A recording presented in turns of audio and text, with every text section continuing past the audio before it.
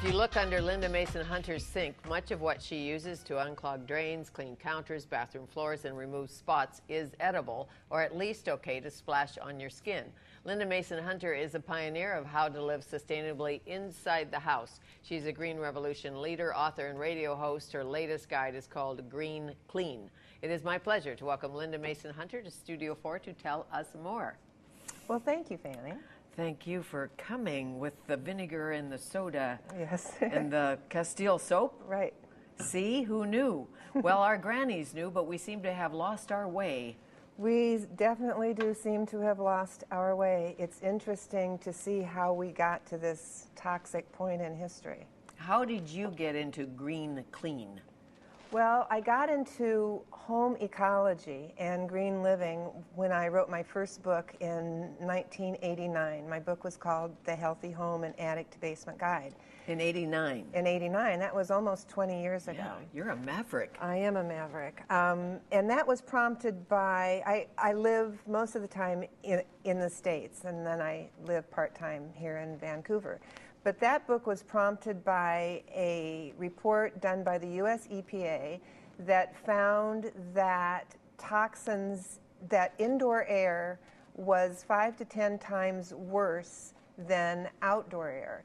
And it didn't really matter where the houses were located. So it had nothing to do with location. It was basically the products we were bringing into our houses. So that tidbit of information really piqued my journalistic curiosity, and I wrote my first book, The Healthy Home, which was about living green as well as toxin-free. So you're talking about materials and furniture, fabric, rugs. Cleaning products. Cleaning products. Which is a lot of them are cleaning products, a whole lot of them. They get into the air we breathe, they get into our skin and get absorbed, and then we also take in toxins in the food we eat and the beverages we drink, and little by little it adds to body burden until eventually we get sick. Right. I had a friend who was the queen of bleach. Ooh. She bleached everything. She was a nurse. Yeah. She's no longer here. I don't know if it had anything to do with the bleach, but she bleached absolutely everything. And I thought, bleach? I don't know. Chlorine bleach. Chlorine bleach. Nasty. Pretty tough stuff. I do Maybe have in the hospital. I do have a rule. I don't eat in a restaurant that smells like chlorine bleach. So if you are running a major operation like that, I mean, your home is one thing, but if you're in a restaurant where you are responsible for people not getting sick. They need some kind of heavy-duty disinfectant, but they don't have to put it on 5 minutes before they open the doors. Well, you know, in Italy, often they have the marble counters, and it's white vinegar. Right. Clean with white vinegar. It is with white vinegar. an antiseptic and a mild disinfectant. It works. It's good. It's one of what I call the 3 graces. One of the 3 graces. You say in Green Clean, baking soda is the most magic. Baking soda, distilled white vinegar, and vegetable-based soap is what I call the 3 graces. With these 3 products, you can clean practically your whole house, either singly or in combination. How so? Well, it's basic chemistry 101. You're not going to blow anything up. No, or bubble or gas. It doesn't do that. It's all plant-based. It's all biodegradable.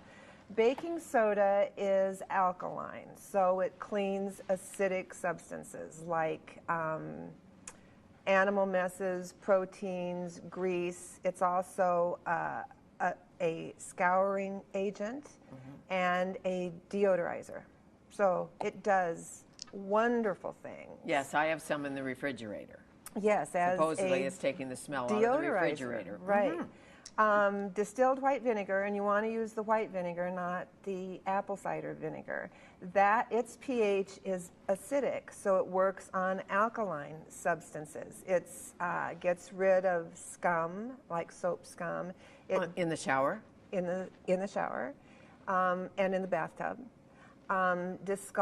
Dissolves scale and inhibits mold. And it's also a mild antiseptic and disinfectant.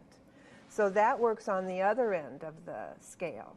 And a vegetable-based soap, I like Castile soap, but it's a vegetable-based soap. And what soap does is it works on the molecular level to bring the dirt to the surface, and then you can launder it and wash it away.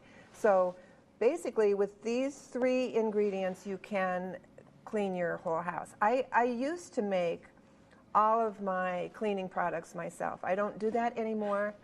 I found a line of products that I really like, and that's the Shackley Get Clean line. In the last 5 years, green cleaners have gotten a lot better than they used to be. They're very efficient, they work, they don't require as much elbow grease as they used to. And it's all in the label, if you read the label. You can tell if a product is green if you learn how to read a label. Exactly. So if you have time to make your own. You know, it really doesn't take that long.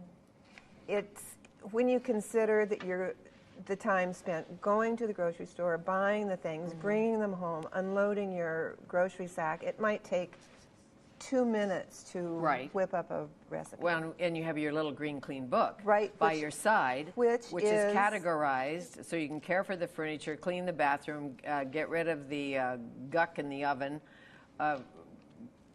What do you wash your clothes in?